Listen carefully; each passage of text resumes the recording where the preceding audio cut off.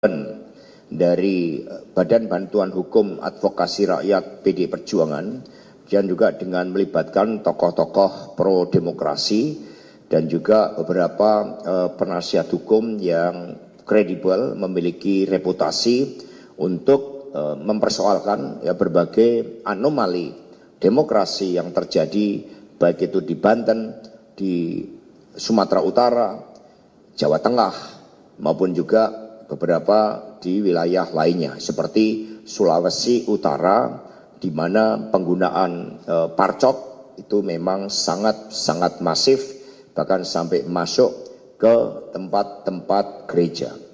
Memang banyak yang pada awalnya dirancang tanpa bukti.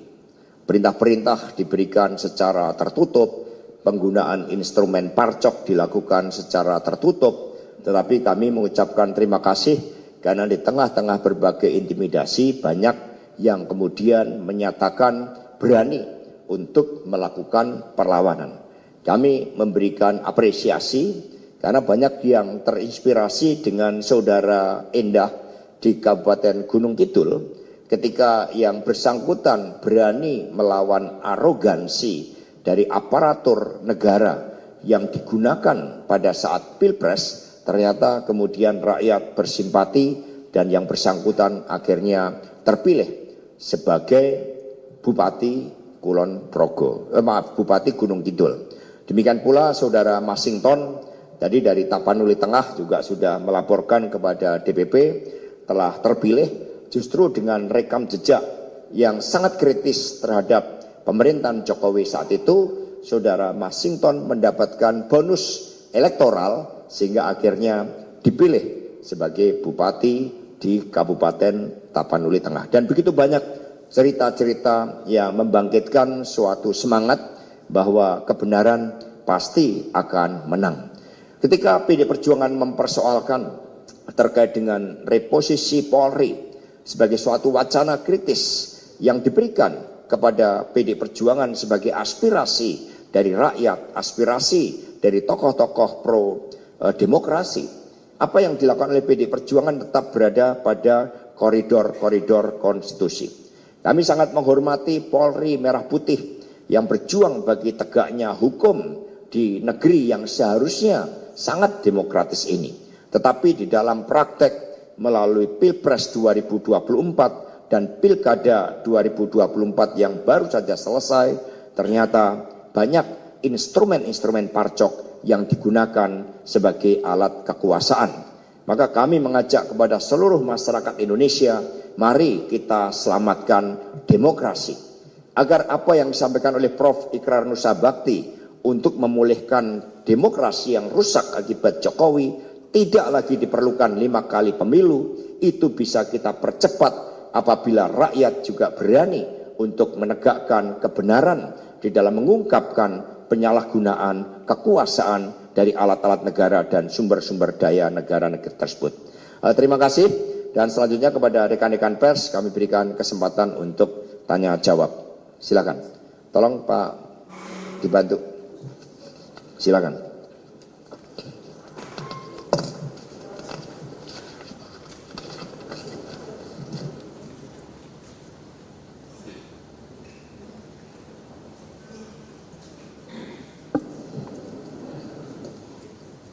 Cek, oke. Selamat sore Pak Sekjen, Bang Roni, Mas Bas, saya Putu dari Kompas TV. Dari tadi kan berkali-kali nama Jokowi ini disebut, terus juga penekanannya soal kedisiplinan partai. Tentu harapannya masyarakat, rakyat ini bisa tegas, tapi sebelum ke situ kita bahas dulu di partai sendiri. Terakhir memang sudah ada diksi bahwa hubungan dengan Jokowi ini tutup buku. Tapi kan tidak pernah ada pernyataan tegas seperti misalnya waktu Pak Effendi kemarin jelas bertentangan dengan partai, kemudian cat begitu dan suratnya ada. Nah, bagaimana dengan Jokowi? Apakah kemudian ketegasan partai ini juga berlaku untuk Jokowi dan keluarganya? Apakah resmi dipecat atau enggak? Itu aja sih Mas. Mungkin bisa dijawab dengan lantang, baik itu Mas Hasto ataupun juga Mas Bas. Terima kasih. Baik, terima kasih.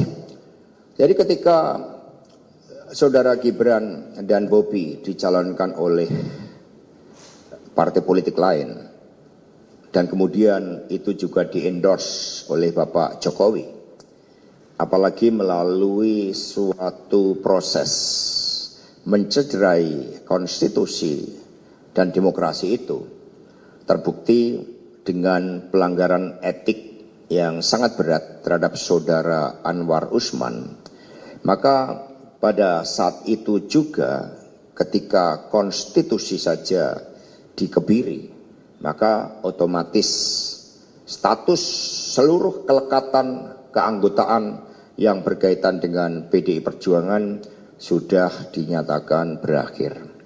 Mengapa? Karena PDI Perjuangan digerakkan oleh suatu cita-cita. Dan itu dibuktikan dengan pengiriman surat dari DPC Kota Surakarta, tempat KTA Mas Gibran berasal, yang memberitahukan bahwa berdasarkan undang-undang partai politik dan ADART partai, keanggotaannya secara otomatis berhenti. Nah, sehingga di dalam tradisi membangun kehidupan berbangsa dan bernegara yang baik, ketika seseorang telah melupakan suatu ide, gagasan, cita-cita kolektif yang membentuknya, dan kemudian membangun suatu rejim kekuasaan dengan segala cara. Bahkan masyarakat Sumatera Utara bisa merasakan bagaimana ketika saudara Bobi Nasution itu dipaksakan untuk menjadi calon gubernur, dan proses pemilihan menjadi gubernur itu juga melalui pengerahan aparatur negara, sumber-sumber daya negara, dan suatu kontestasi yang sangat tidak fair yang ditunjukkan oleh ketidakadilan yang terjadi kepada Bapak Edi Rahmayadi, maka di situ semua menjadi bukti-bukti pengingkaran terhadap konstitusi dan demokrasi itu sendiri. Ketika seseorang sudah berkhianat terhadap konstitusi, sudah berkhianat terhadap demokrasi, dan juga menyalahgunakan hukum, maka sanksi dari rakyat itulah yang dibebankan kepada mereka-mereka yang secara sengaja telah merusak demokrasi itu sendiri. Sehingga saudara-saudara sekalian, keanggotaan PDI Perjuangan bukanlah semata-mata pada ada atau tidaknya KTA, tetapi pada komitmen di dalam membangun peradaban kehidupan berbangsa dan bernegara yang baik. PDI Perjuangan percaya pada nilai-nilai Satyam Eva Jayate, sehingga mereka yang menanam angin akan menuai badai. Itulah yang kita yakini sebagai suatu bangsa, karena di dalam sejarah peradaban umat manusia tidak ada kekuasaan otoriter sekuat apapun mampu bertahan kecuali mereka-mereka akhirnya menjadi sisi-sisi gelap dalam sejarah. Ini sebagai contoh bagaimana mereka-mereka yang pada masanya itu dikenal sebagai sosok pemimpin yang begitu kuat, tidak terkalahkan, tetapi akhirnya sejarah mencatat bagaimana mereka menjadi sampah dari sejarah itu.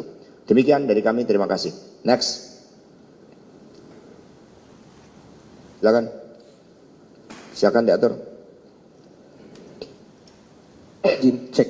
Ya, terima kasih Pak Hasto, Pak Baskara, dan Pak Roni atas penjelasannya. Mungkin sedikit lagi untuk lebih mendalami, izin Pak Hasto, terkait dengan tadi jawaban soal Pak Jokowi tadi.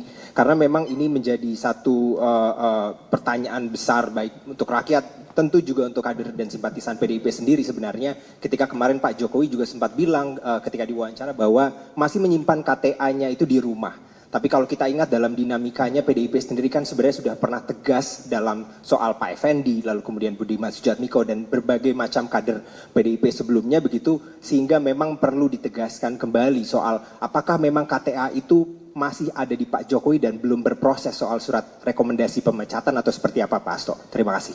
Baik, terima kasih. Saya tegaskan kembali bahwa Pak Jokowi dan keluarga sudah tidak lagi menjadi bagian dari PDI Perjuangan, karena cita-cita partai yang diperjuangkan sejak pada masa Bung Karno, sejak PNI ketika kita membangun Republik ini sudah tidak lagi sejalan di dalam kebijakan dan praktek-praktek politiknya. Sehingga itulah yang terjadi, dan kemudian kita melihat melihat bagaimana ambisi kekuasaan ternyata juga tidak pernah berhenti. Maka di dalam proses ini yang dilakukan oleh PD Perjuangan, kita tidak akan pernah kehilangan dari gagasan-gagasan ideal bahwa dari seorang rakyat biasa bisa berproses menjadi seorang pemimpin. Semuanya tentu menjadi pelajaran yang sangat berharga, dan kemudian bagaimana rapat kerja nasional yang kelima kami juga telah menyampaikan permintaan maaf kepada rakyat Indonesia tentang seorang pemimpin yang karena kekuasaannya kemudian bisa berubah dan melupakan cita-cita yang membentuknya. Terima kasih. Next. Silakan. Assalamualaikum warahmatullahi wabarakatuh. Izin Pak Hasto, Mas Roni, izin Pak Ahmad Basarah. Saya Adi dari liputan6.com. Ada dua pertanyaan. Yang pertama, tadi Pak Hasto menyebutkan kalau tidak salah ada 27 orang kader yang terancam pemecatan pada hari ini gitu. Artinya dipertegas lagi bahwa dari 27 nama yang disampaikan tadi tidak ada nama Jokowi dan keluarga. Terus yang kedua, terkait dengan gugatan yang akan didaftarkan di Mahkamah Konstitusi, itu nantinya apakah dibundel menjadi satu atau diseplit menjadi beberapa berkas, artinya beberapa daerah gitu didaftarkan menjadi satu, atau ada beberapa daerah yang menjadi concern untuk mengetahui melaporkan adanya kedugaan kecurangan atau keterlibatan partai coklat tadi. Demikian, terima kasih. Gugatan ke Mahkamah Konstitusi nanti akan dilakukan sesuai dengan tingkatan. Ada yang kabupaten kota, kemudian ada yang tingkat provinsi. Ya, sejak awal bagaimana di dalam wawancara saya dengan Akbar Faisal, di situ kan ditegaskan bagaimana tekanan yang ditujukan kepada saya agar tidak campur tangan terhadap pilkada di Sumatera Utara, di Jateng, di Jatim, kemudian Jogja, beberapa wilayah Jogja, karena semua sudah diatur dan akhirnya itu kan terbukti terjadi. Nah, karena itulah partai terus mengumpulkan bukti-bukti meskipun sejak awal berbagai operasi-operasi khusus dengan melibatkan parcok memang dirancang tanpa bukti. Tetapi yang kami yakini adalah ketika seseorang melakukan suatu tindakan dan tidak mau mengakui tindakan tersebut, maka salah satu solusi yang ditawarkan para psikolog adalah uji kebohongan. Nah, itu harusnya para pemimpin negeri ini yang ternyata terbukti secara empiris di lapangan, fakta-fakta di lapangan menjadi penggerak dari parcok, itu sebaiknya juga bersedia menerima tantangan dari para psikolog untuk bersedia mengikuti tes kebohongan. Karena ini kaitannya dengan masa depan negeri ini. Bayangkan 6,7 juta jiwa rakyat dikorbankan untuk cita-cita kemerdekaan negeri ini. Kita tidak boleh sia-siakan pengorbanan mereka. Next.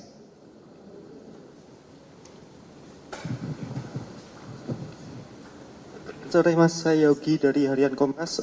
Kemarin kan anggota DPR Julius Setiarto diberi sanksi ya oleh MKD gitu ya, sanksi etik. Padahal kan sebenarnya harusnya kan ketika mengunggah itu publik menjadi sadar, dan DPR khususnya Komisi 3 kan mendalami kasus parcok ini kan, tapi justru memberikan sanksi etik. Bagaimana sikap PDI atas sanksi tersebut?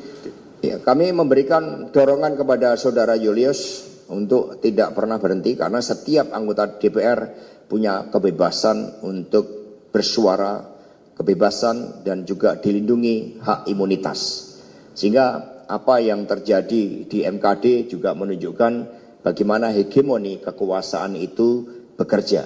Sehingga anggota DPR pun itu sampai diberikan sanksi teguran oleh MKD yang seharusnya memberikan perlindungan bagi setiap anggota DPR RI apapun fraksinya untuk menyuarakan kebenaran. Jadi kami akan memberikan advokasi. Bahkan kalau perlu itu sidang itu juga harus dibuat terbuka supaya masyarakat bisa memahami.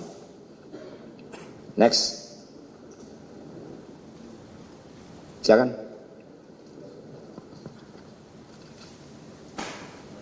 Sore Mas Hasto, saya Eka Yuda dari Tempo.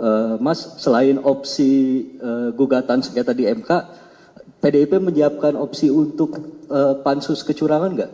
Karena kan sebelumnya Pilpres juga ada opsi itu ya, cuman di tengah jalan mati gitu. Terima kasih Mas. Teman-teman semuanya, penyalahgunaan aparatur negara untuk tujuan pemilu merupakan bagian dari kejahatan demokrasi. Itu merupakan bagian dari pelanggaran HAM terhadap hak konstitusi warga negara untuk memilih secara bebas, secara berdaulat, secara merdeka. Karena itulah, karena ketentuannya juga berkaitan dengan HAM, hal tersebut tidak mengenal kadaluarsa.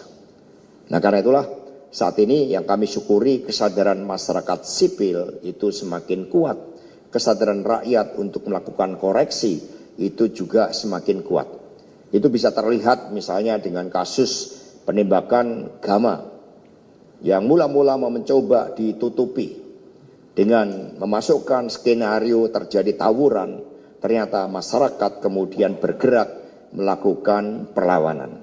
Terhadap apa yang terjadi di Semarang, partai juga bersikap proaktif akan melakukan advokasi karena tidak ada satupun dari aparatur negara termasuk aparatur kepolisian yang boleh mematikan jiwa rakyatnya sendiri. Karena itulah itu tidak bisa diselesaikan hanya dengan permohonan maaf. Maka pada kesempatan ini kami menghimbau agar seluruh jajaran kepolisian negara Republik Indonesia dapat mengobarkan semangat merah putih di dalam menghadirkan keadilan, ketentraman, dan ketertiban hukum di tengah masyarakat. Terhadap adanya oknum-oknum Polri yang justru melindungi berbagai tindakan-tindakan kriminal, tindakan-tindakan korupsi, termasuk judi online, tambang ilegal, dan berbagai kejahatan-kejahatan keuangan lainnya harus kita hadapi secara bersama-sama sebagai suatu bentuk koreksi dari rakyat dan sekaligus kita memberikan dukungan moral kepada Komisi 3 DPR RI. Next. Cukup? Cukup. Baik, terima kasih rekan-rekan. Nanti hal-hal satu lagi, silakan. Silakan. Mas tadi disebut ada 27 orang yang dipecat, itu kalau boleh di-spill Mas siapa aja, apakah ada nama? Nanti akan diumumkan ya tanggal 17 Desember ya bersama-sama. Sekaligus. Jadi nanti dalam upacara partai kita akan umumkan sehingga ada protokol partai supaya proses penegakan disiplin itu betul-betul nanti menjadi kesadaran bagi seluruh kader-kader partai. Karena ketika kita masuk di dalam suatu partai politik, kita meluruhkan diri pada suatu kepentingan partai yang lebih besar, yaitu untuk rakyat, bangsa, dan negara. Dan mengakhiri konferensi pers ini, kami sekali lagi mengucapkan terima kasih kepada seluruh rakyat Indonesia, seluruh masyarakat sipil, perguruan tinggi, para lawyer yang menyatakan dukungannya kepada kami, juga kepada rekan-rekan pers. Mari kita bangun Indonesia Raya, jangan korbankan pengorbanan dari jiwa raga lebih dari 6,7 juta rakyat Indonesia demi kemerdekaan Indonesia kita. Terima kasih. Wassalamualaikum warahmatullahi wabarakatuh. Om Santi Santi Santi Om. Rahayu Merdeka. Terima kasih.